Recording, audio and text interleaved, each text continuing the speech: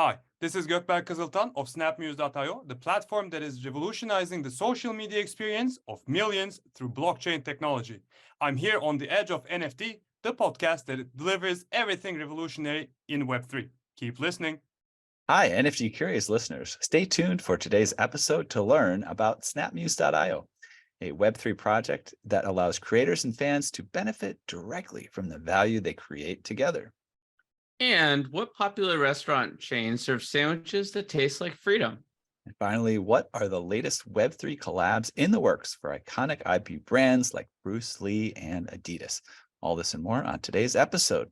Enjoy.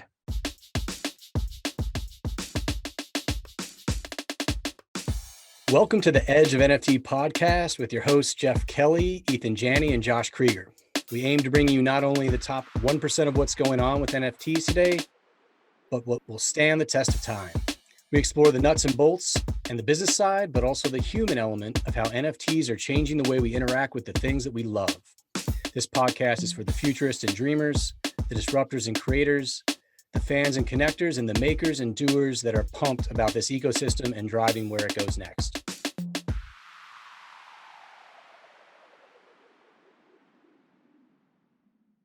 In today's episode, we feature Gökberk, the head of communications at snapmuse.io, a platform revolutionizing digital socialization.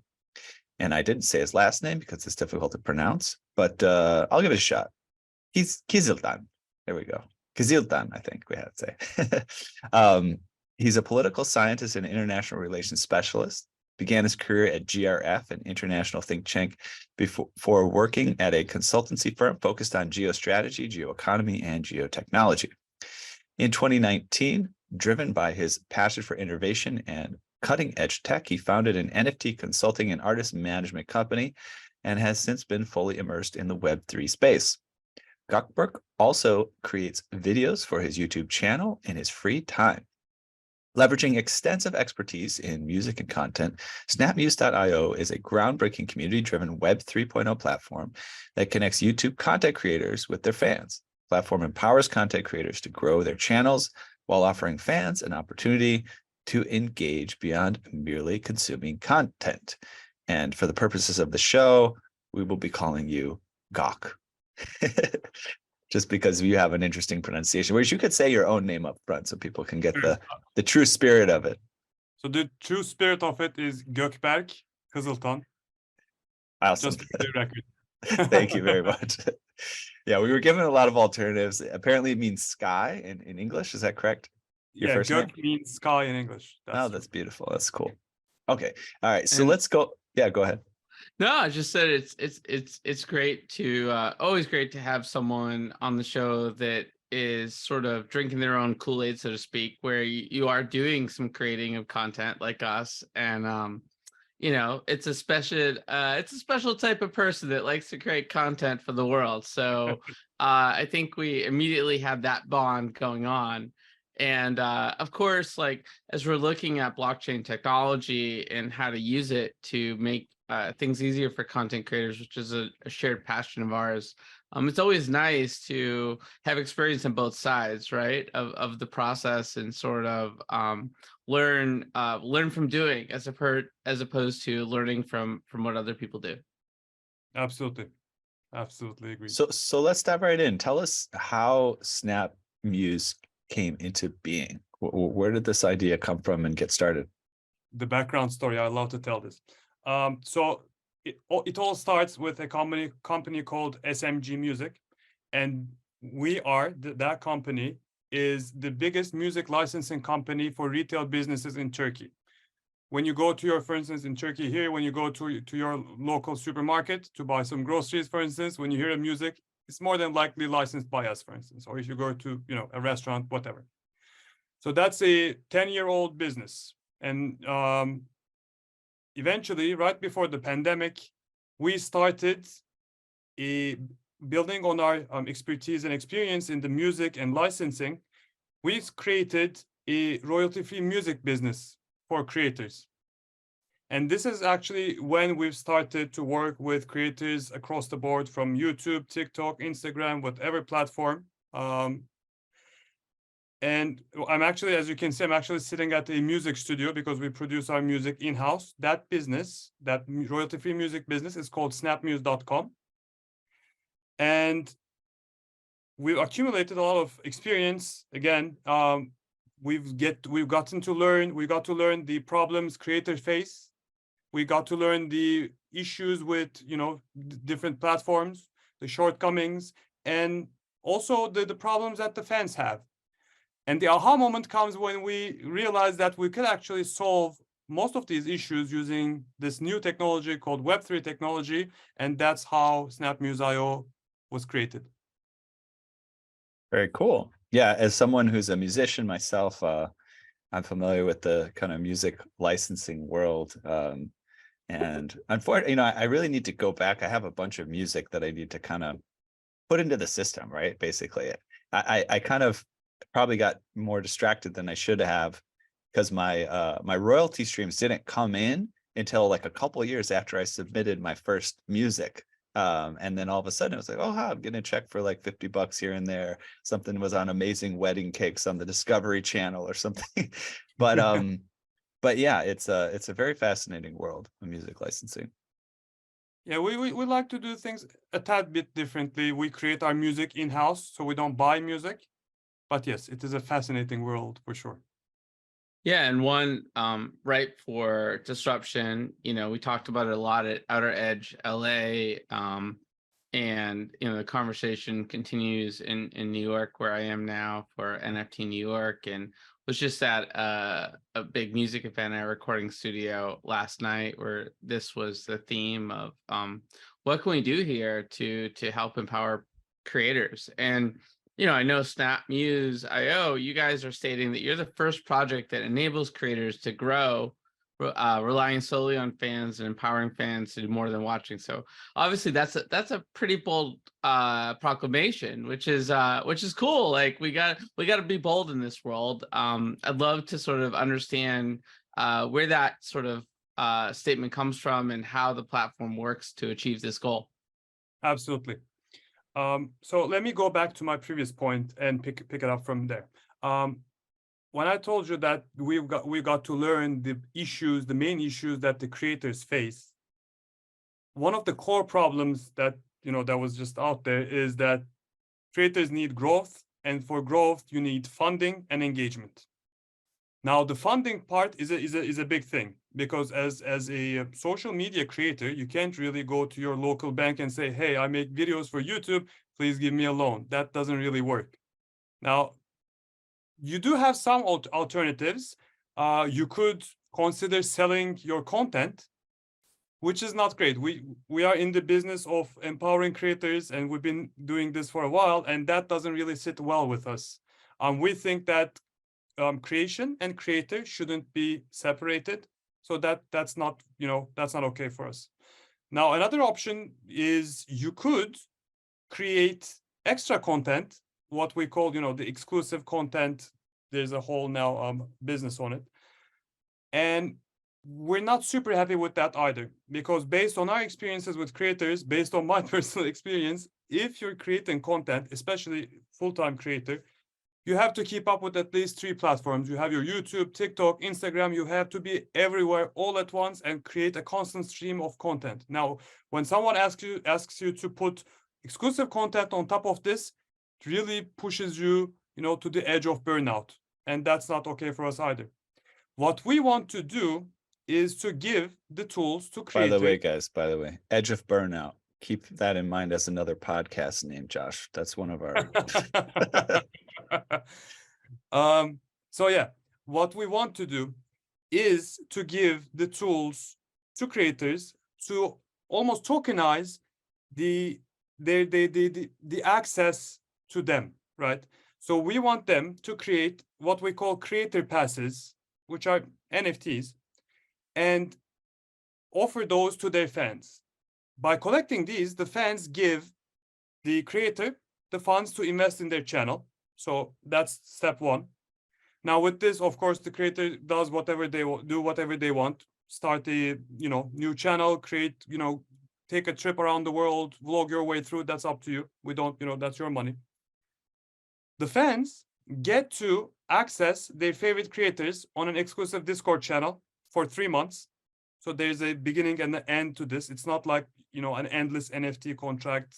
We added an honorable exit, which I think is very valuable after spending a few years in the crypto and NFT spaces. So that's that. We want to give the fans access, the ability to contact their favorite creators. The fans, on the other hand, the fans also get rewards based on their engagement levels, right? We create a reward pool that's part of the primary sale. That's a percentage of the primary sale. And we want to incentivize the fans to engage more and reward the fans who engage more, right? So this is sort of the part of our Web3 mix. We want to reward people for their time and attention they put into they give the creator. Yeah, that makes a lot of sense, right? As a creator and sort of knowing a lot of creators in the space, everyone's looking for that more direct relationship with their fan and that ability to sort of incentivize folks on both sides. So it makes a lot of sense. Mm-hmm. So tell me, go ahead. No, I just wanted to say, so we don't want to, again, we don't want to give the creator the burden of extra content. We just want them to show up once a week on Discord to chat with their, the fans, their core fans. And I think this is like this is a sense of togetherness that we're creating, right? Because your fans, the fans who spend money to buy your creator passes, these are people who are giving you a lot of their times and attentions to you. Now you are becoming one of the first people who are giving something back in return of their engagement, their time, and the creators get funded without intermediaries. I like that idea. Yeah, me too. So can you tell us a little bit more about how you're building this kind of Web3 style sense of partnership, right, between what would traditionally be Web2 creators and their fans? So I sort of touched upon that a little bit, but in my mind, Web3 stands first for removing intermediaries, and second, for getting something in return for the time you put online, right? These are, to me, two big staples of Web3. Now, for the creator side, we remove the intermediaries to get access to funding. We also remove the intermediaries to get in touch with your favorite creators. On the fan side, we give you a way, we enable you to get something in return for the time and attention you put to your favorite creator. So it sounds great on paper, right? Okay. And like I'm just sort of curious how it works in reality to onboard new users. That's what we all want to do here, right? We want to showcase this amazing technology that's available. We want to empower creators, and there's still a gap between traditional music content creation enthusiasts and Web3 that exists. How is Snap Muse gonna onboard new users and unleash this potential? What are the obstacles you see along the way that you're gonna navigate around? Yes, this is a perfect question. This is a perfect date to be asking this. Before I get to this, just to clarify one thing. So we are focused on social media creators, not right now, at least not on music creators. So it's going to be your YouTubers, Instagram creators, TikTok creators. These are our target audience.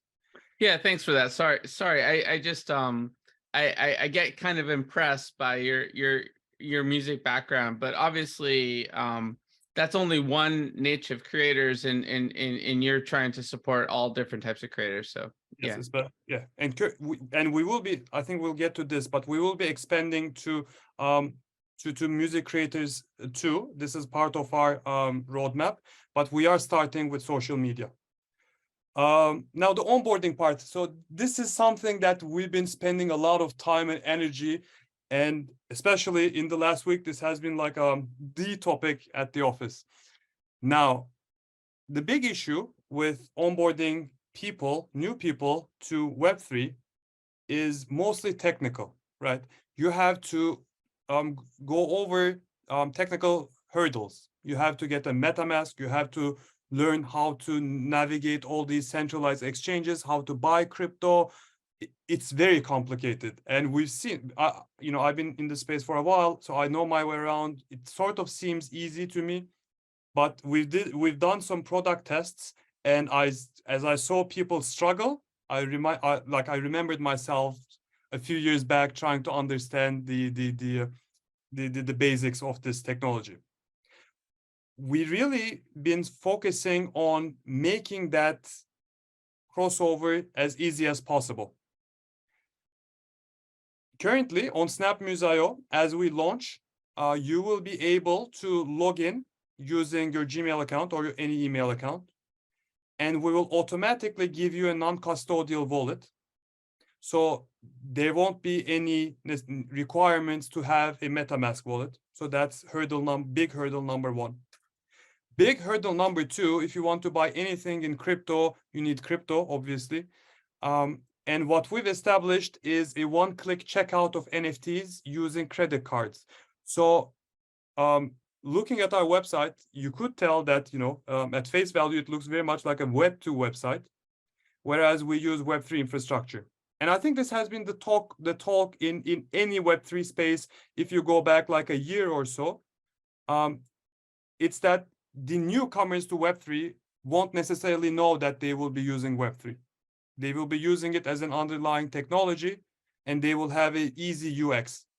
The team here has a vast background in Web2, and they are now becoming very native in Web3 as well. But I think we're doing a very good job, and this I can say it very, very clearly and very happily that we're doing a very good job using the Web3 infrastructure and providing the easiest UX. And I think that's what's going to help us onboard a lot of people. Yeah, very cool. Yeah, I literally just created an account a couple minutes ago. It took me 1 minute or whatever. And I was impressed with that. Oh, there's a wallet address right there under my username.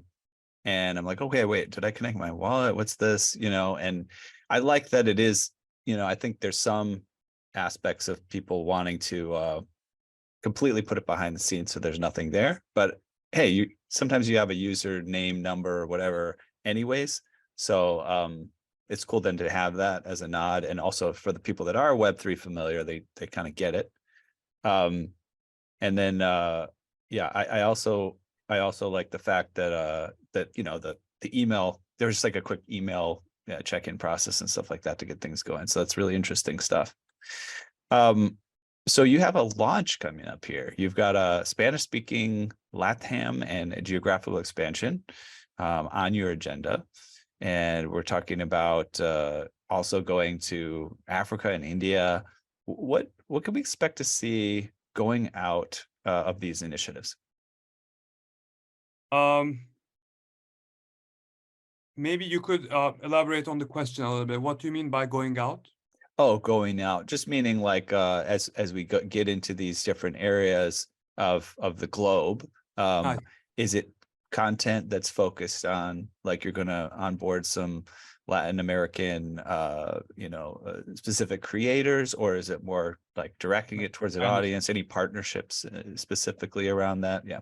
Okay, so yes, we are preparing for our launch, and that's very exciting times for us. Maybe you can tell by the way I talk right now, I'm a bit sleep deprived. We've been sleeping little hours at a time. But these are very exciting times for the entire team. So I'm happy. You actually you fell asleep for like the past 5 minutes. You just woke back up. I don't think you realized it, but we're just rolling with it. It's gonna be cool. So yes, we're starting with Latin America, and Spanish-speaking Latin America in particular, and Mexico. Of course, this comes with the burden of localizing the language of the website, all the processes, all the flows, all the communication. And as we expand to new geographies, this will, we will reiterate that and over again. We want to be localized. We want to talk the language the people talk. We want to, be able to communicate with them.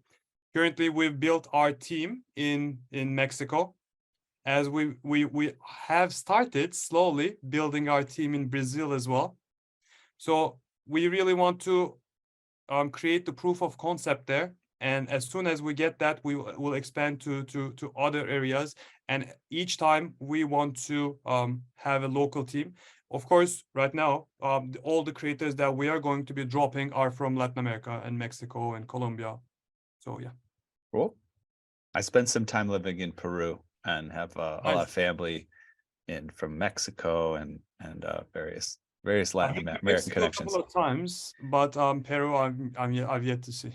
Yeah, we've got a great team member with our partner Howl Labs, who's located in Colombia, and his name's Daniel Foreo, I think is how you pronounce it. But yeah, he's been doing our Twitter Spaces as well and been doing a great job at that. It's great to be connected there. I'm curious, like how you choose your launching areas. I mean, there's a creator boom globally, right? And I think there's different maturations of the creator market in different geographies, always different considerations around that. Sounds like you thought pretty methodically, given your background in terms of where you might sort of launch a project like this. I'm just curious if you could comment on that. Of course. There are a few metrics that we look when deciding to, when drawing our roadmap and decide how to go about that. First and foremost, we need a high social media usage. This is criteria number one, of course. And in Latin America, it's quite powerful, like compared to, for instance, in Turkey, where well, let me just say that Turkey is trailing Mexico, for instance, in terms of maturity of YouTube content creators and the market. So that was criteria number one. Number two, of course, crypto adoption and the ability to use crypto is of the essence. So that's another thing that we'll look into. And three, of course, is the youth of the population. So for a product like us to be able to thrive, we need a young population, and that's criteria number three. Yeah, that makes sense. And you guys are launching a native token soon called SMX. Yes. And would love to sort of understand how that's going to look and what some of the utility elements of the token are. Yes. So we're doing things a little bit more differently than your regular crypto project. This was like this is something that we considered as a team, and we decided that not to launch the token before the project. I told you the team has some deep roots in Web2, and we decided that it would be better to create a working concept, create the proof of concept, and then launch the native utility token on top of that. So that's that. Yeah, I mean, let me just say, I think that not that you asked my opinion, but I think that's the prudent way to go, right? When you look at both the regulatory environment and you look at sort of the need to create more trust and credibility in this ecosystem, like it's unfortunately a novel idea when you look back historically at crypto projects, but looking forward, let's give people value and then let's use these token economies to amplify that value, right? Right. So it never sat well with us to sell like a speculative idea anyway. So that's how we decided, how we end up going. Now, we are planning to launch SMX 3 months after our first creator drop. That will give us enough time to drop a few more creators and really show that the product is working. And from there, our long-term vision for SMX is for it to become the standard bearer of the creator economy in Web3. So, of course, there will be utilities like you will be able to buy, your creator passes using SMX on our website. That's obviously one thing. But we also want to do the reward distributions using SMX2. This will enable us to distribute the rewards. And again, in the long term, once we have, say 10, 20, 100, 500 creators in the system, of course, we want to bring the brands in the picture too. And ideally, what we want to do is to have the brand like ad input in the creator ecosystem to trickle down all the way to fans. And we're hoping that SMX will help us underpin that. How do you keep that token economy stable and sort of the right level of viscosity before you have the advertising component? Because fundamentally, the ability to buy the creator passes, well, that's gonna surge at the beginning and then it's gonna slow down. So there's reasons for people to sort of convert these tokens to dollars and extract them. What are the reasons for them to hold these tokens long term, and what are the staking mechanisms? How are you thinking about sort of creating a token economy that has a high level of utility on both the supply and the demand side? So let me touch on a few points. First, I honestly, for the initial phase at least, I do not expect the demand for creator passes to dwindle. We're hoping and we're planning and we're working towards increasing that. That's number one. So eventually, after the first drop, we're planning to onboard more and more creators. So there is the growth phase, and somewhere in that growth phase, of course, we will be bringing in the brands in the picture. That's number one. The rewards mechanism is actually one of the main utilities of the SMX token, whereas say 20% of each drop is allocated as community reward pool, and that will be distributed to the community through various community activities, right? For instance, you will watch a video from the creator, and there will be a code in there. You'll input that, and you'll earn some rewards, for instance, right? And those rewards will be distributed in SMX. Now, the good thing about that is that SMX will be backed in USD, because we're not distributing the speculative coin. We're distributing, well, at least there's a claim mechanism to be precise. Say the fan is gaining 100 USD through that community activity. They will be able to claim 100 USD worth of SMX, right? So this is what we really mean when we say we're bringing real value to or rewards based in real value. So we're not expecting that much of a hopefully of a fluctuation, right? That we're hoping that it's going to be more or less stable. And you're saying that example you gave, you were talking about a reward going to a fan or a creator or both? No. The rewards go to fans from the creators, right? From the creators. Yeah. Say Okay. you say you had a primary market sale of 100,000 USD. 20% is allocated as community reward in the community reward pool, and over the course of 3 months, this is distributed through community activities that will incentivize engagement, basically. Yeah, and I'm sure you've looked at like projects like Rally and other creator economies and what worked and what didn't work, right? And I think there's a inherent preface when we talk about a token economy that there's a element of experimentation here that's inevitable, but you have these sort of theories and then you're sort of tweaking the model as you go if you need to sort of ensure the right amount of utility. Like even major projects like Axie Infinity and others in the space have adjusted their models over time to sort of maximize the value of the token. So it's important that everything is sort of experimental in this space, and you do your best to create value for all the different stakeholders, and that's the beauty of Web3, that it unlocks this potential. Absolutely. I think this is a space where if you don't evolve, you can't survive. That's very important, of course, and every project will go through this. And of course, we've done our research thoroughly. But the issue, for instance, with Rally, of course, they were creating tokens for every single creator, which to us, and it proved to be correct, wasn't sustainable. We will discuss it further if you want, but I mean, we've seen all the experiments in the space.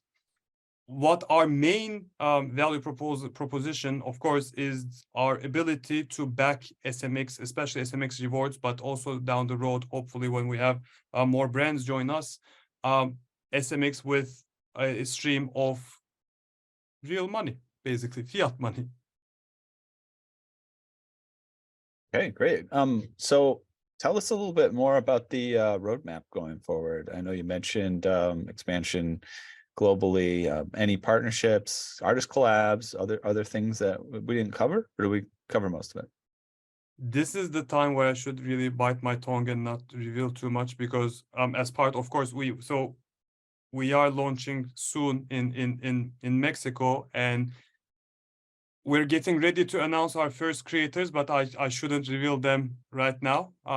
Just, you know, these are people who have 9-10 millions of subscribers, which is very exciting to us. I think it's a very good. We think it's a very good start. I spend a lot of time, you know, meeting with creators, and I'm very happy with, you know, where we are right now and with the people we're launching with. And so in terms of roadmap, we've actually talked about this, but with Spanish-speaking Latin America, you know, the Spanish-speaking Latin America product rolling, we will very soon turn to Brazil. We've actually started working towards that goal. From there, we will expand towards geographies. Africa is one thing. We're very interested in Africa because of the young population and the need for creators, for funding for creators. India as well, and I am keeping a keen eye on Korea too, because I know that there's a very vibrant creator economy there. So this is also at least, you know, I'm getting this in the roadmap too. Now, but the expansion is not only geographical. We want to eventually reach out to music creators as well, because music, you know, this is our background too. We know them, we know their issues. We will get to that too. Cool. Yeah, makes sense. Why did you choose to, you know, include them later on the roadmap, out of curiosity? This is business. It's a, for us, it was like a market size issue. Mm-hmm. Because unless you have like a viable product that stands on solid ground, and if you try to start in a smaller market, then there's a little chance you'll survive. So that's the approach we decided to take. Yeah, makes sense. And you know, I can tell that, you know, with your background, you're definitely looking around at what's going on in the space more broadly. And we like to ask our guests sort of what you've been following in the space outside of your own project, you know, in all your free time. And you know, what inspires you in the space? I think is right now what inspires me is the opportunity, the tenacity. I'll start with that, the resilience, because I mean, what could have gone wrong went wrong in the past year, right? And the resilience, I think, is very impressive. And I'll, if I may, I want to tie that to my story.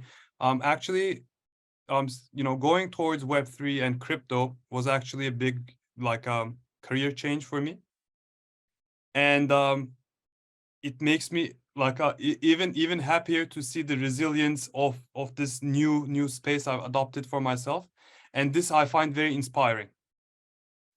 Now I am also very excited for the opportunities. I think we've like with the last bear market, we've taken another step towards maturity in the market. I think there are, you know, projects like us who are trying to build you know, real businesses that stand on solid ground, basically. Yeah.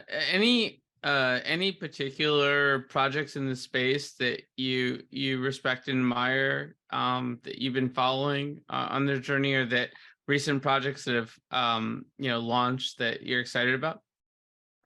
So over the years, of course, I made with some serious people who are very keen on building good projects here. I won't mention particularly any new projects, but I could give a small shout out maybe to my friend King of Midtown, from my days representing artists. I know that, for instance, he puts a lot of time and energy and money and effort into building something where people, where what we non Web3 natives can actually cross paths with something from Web3 with NFTs, right? So I always admired that effort. Yeah. Shout out to King of Midtown and all he's done in the space for sure. Awesome. Well, that concludes our regular conversation topics. I think we can move on to Edge Quick Hitters. This should be exciting. Also, we get to often learn a little bit about growing up in other cultures as part of this process. So Edge Quick Hitters is a fun and quick way to get to know you a little bit better. 10 questions. We're looking for just a short, single or few word response, but feel free to expand if you get the urge. You ready? Yes, hit me. Awesome. All right. What is the first thing you ever remember purchasing in your life? It's a Subway sandwich. The first time I went out with friends, it tasted like freedom. Nice. All right. I want to taste the Subway sandwich that tastes like freedom. That sounds Well, exciting. I was young. I didn't know. I didn't have a developed palate back then.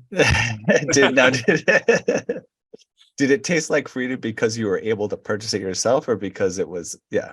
All right. Because it was the first time I went out with friends. It was like a big step. That's awesome. All right. What's the first thing you ever remember selling in your life? So that's even further back. When I was in primary school, I used to cut these objects from paper and sell those, whether it's like goggles, like goggles, animals, whatever. I used to cut shapes and sell those to friends until my business got disrupted by the teachers at school back then. Ugh, those teachers. I had to pay taxes over the rest.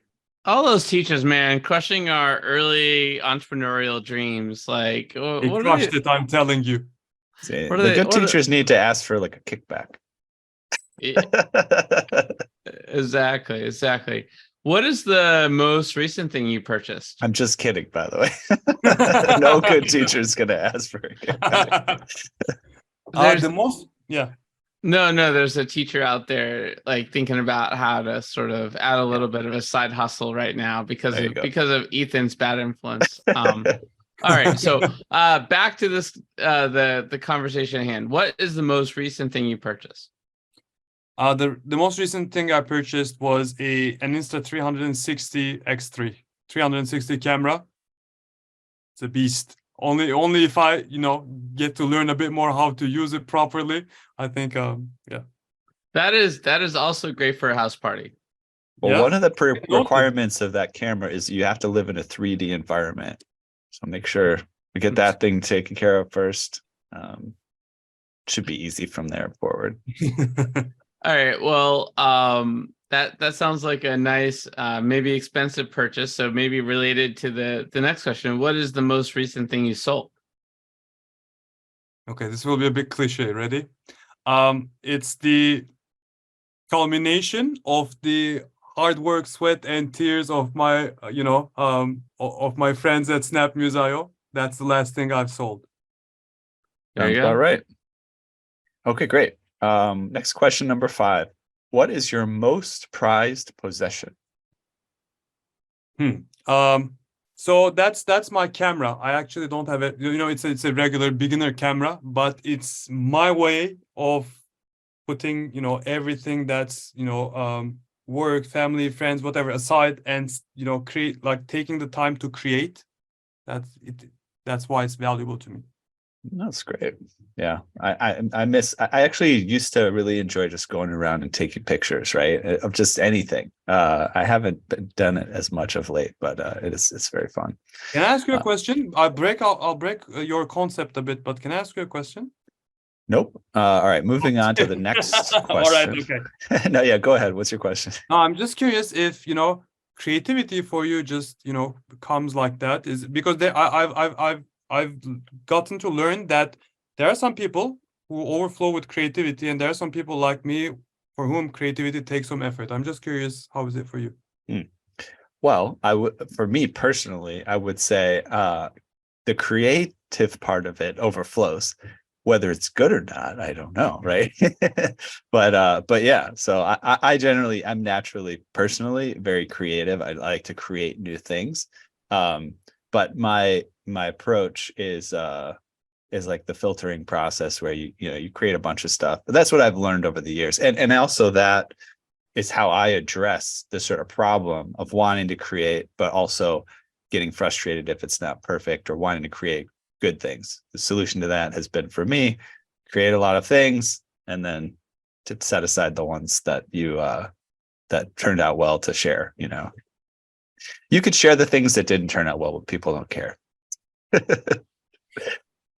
Yeah. How about you? So how about you? Does that work for you? Is that how you approach it as well? Or is that what got me to push myself to start creating is when there was a moment in my life where I noticed that I've actually only been doing stuff that people were handing me to do, like do this work, do that work, get family stuff, friend stuff, work stuff, and I felt like my creative muscles atrophying.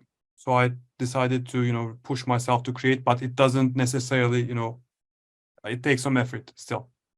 Yeah, I know. Much respect goes out to people who put the effort to create, because it's not always obvious how much effort it takes. Josh, why don't you answer your experience with creative expression?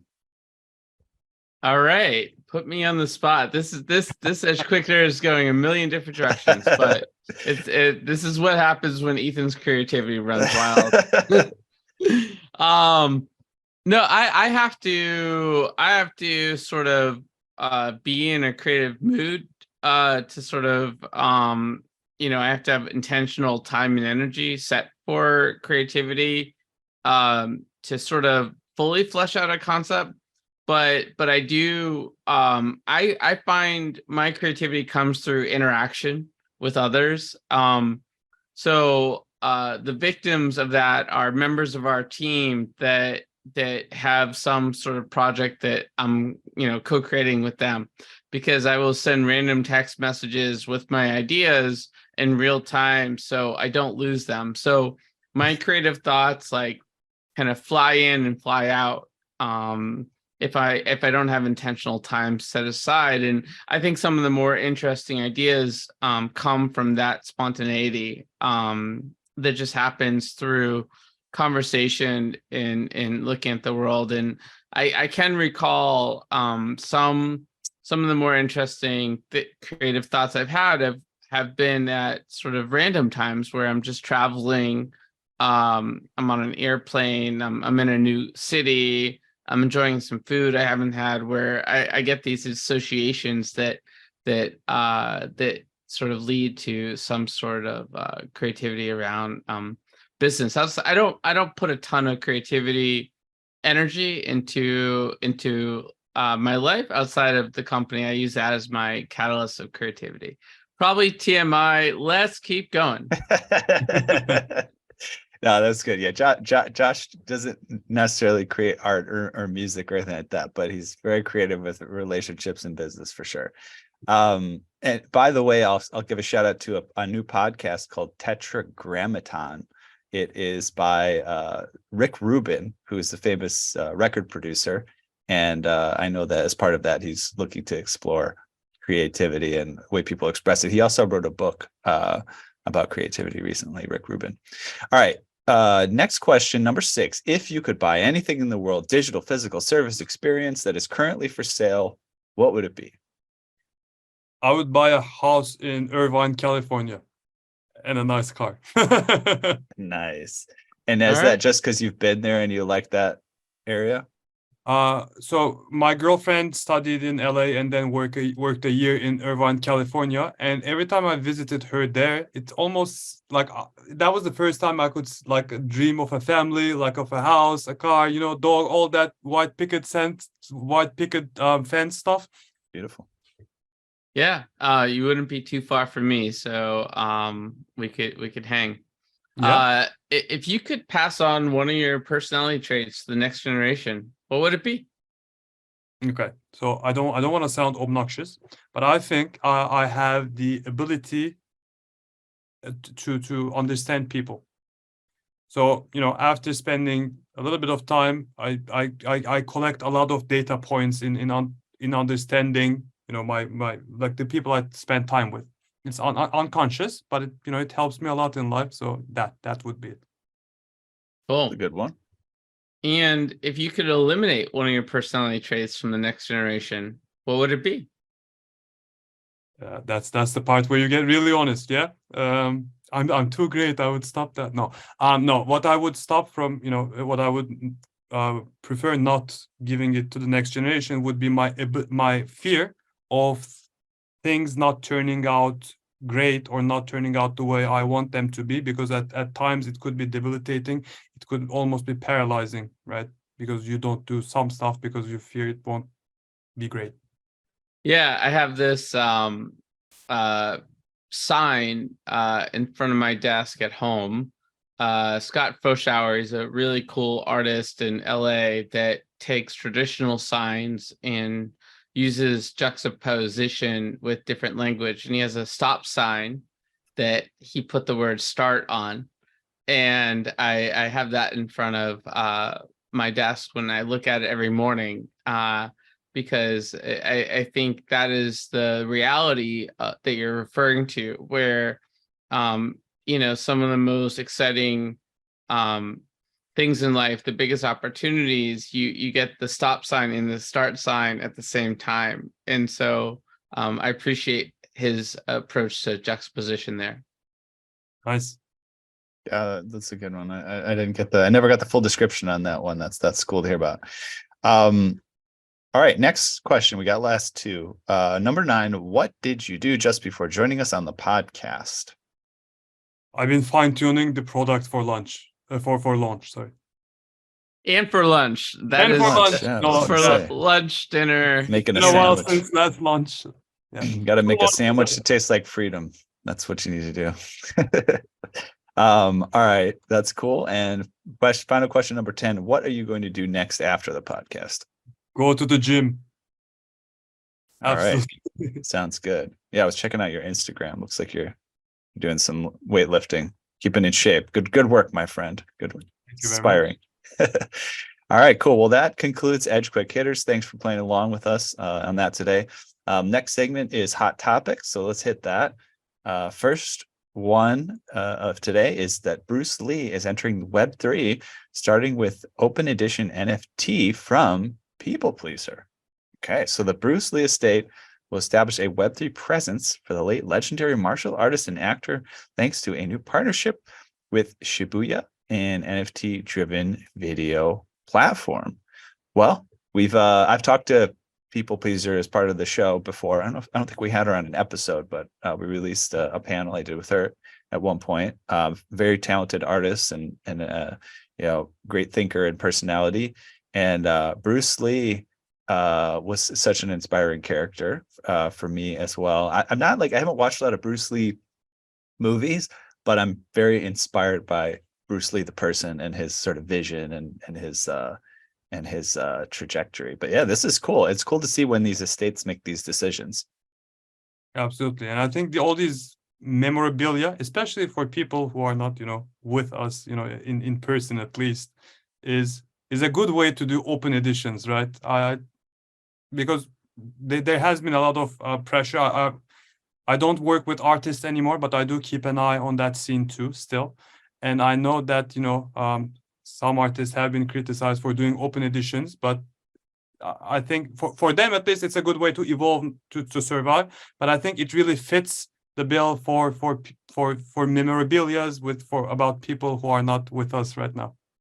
Mm-hmm. Yeah, I think it's it's a sign of the times too, that there's been a lot of conversation at Outer Edge and just generally about the making buying NFTs like a cup of coffee.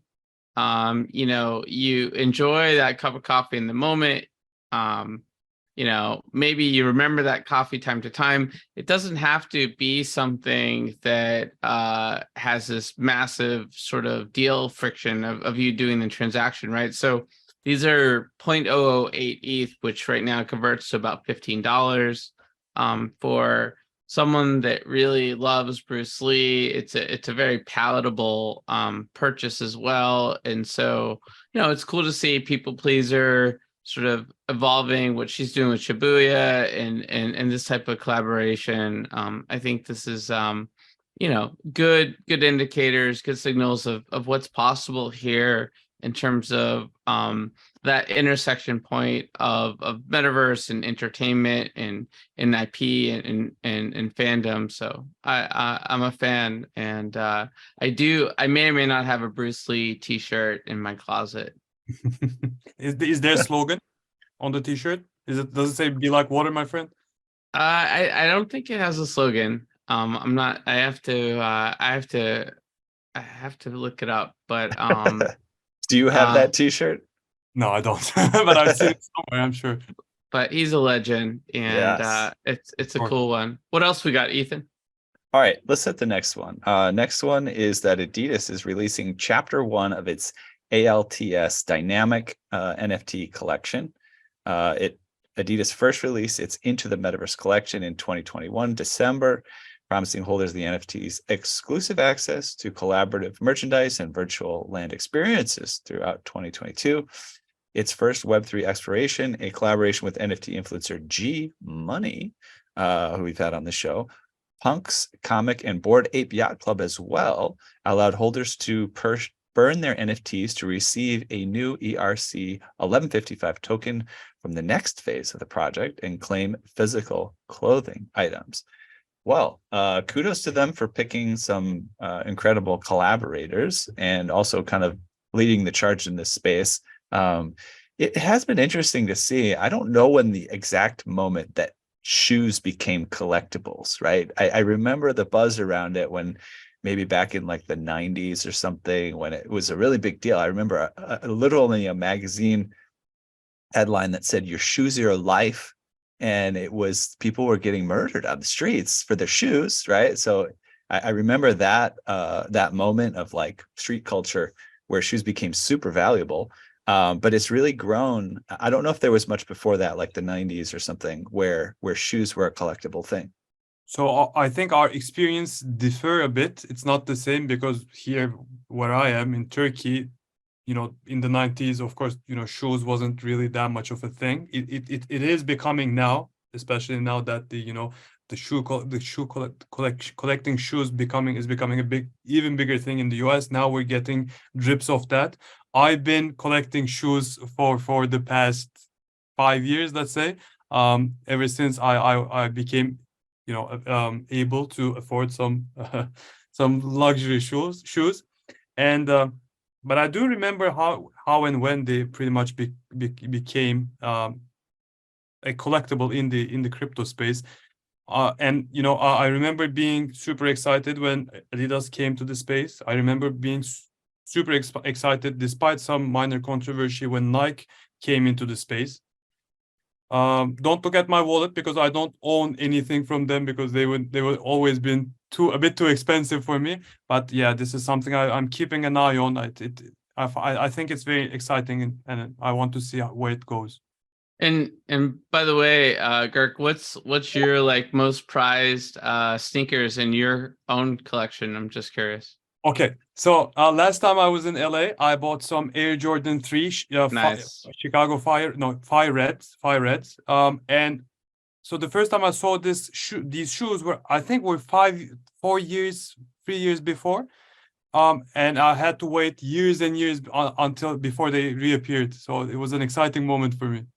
I had some Jordans in my head. I thought you might say that. He's one of my faves, even though I'm a Celtics fan. You are? Oh. Yeah.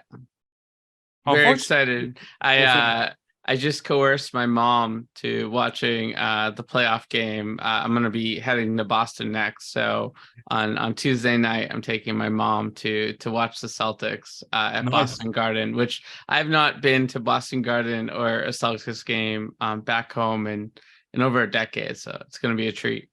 Can I add something to this? I played basketball for a long time. I attended one NBA game, and this was like this is a crazy spectacle. It's incredible. Like you know how to do that show there. Yeah. Indeed. Yeah, beautiful. Yeah, I'll say this too. The podcast I mentioned earlier with Rick Rubin, Tetragrammaton, the first one of the first guests he interviews is Phil Jackson, the Chicago Bulls coach. And it's As well as fascinating coach. because he's asking questions like, "What is a guard? Tell me what a guard." It's great to hear two people that are experts in their fields talk, and be willing to be kind of like, naive to what each other does, but very respectful. Ethan, the next hot topic's pretty interesting. You want to just squeeze it in quickly? Let's do it. All right. Companies behind Azuki NFTs and Line Friends characters join forces for Web3 expansion.